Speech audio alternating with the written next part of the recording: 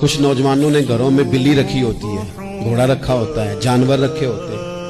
ان کی پوری توجہ انہماک ہم دیکھتے تھے دیہاتوں میں کہ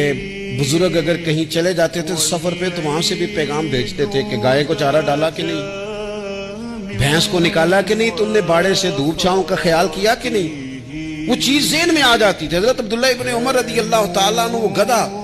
کیونکہ بڑا پیارا تھا، بڑا اچھا جانور تھا اور بڑے کام کرتا تھا، بہت سارے معاملات گھر کے اور کھیتی باڑی کے اس کے ذمے تھے،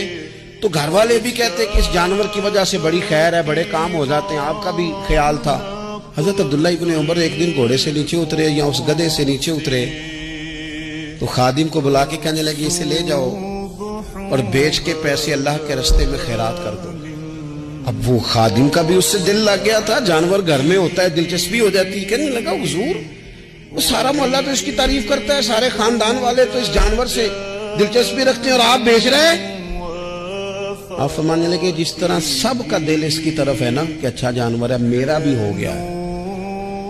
لیکن میں اپنے دل کو سوائے رب اور رسول کے کسی اور طرف ہوتا دیکھ نہیں سکتا۔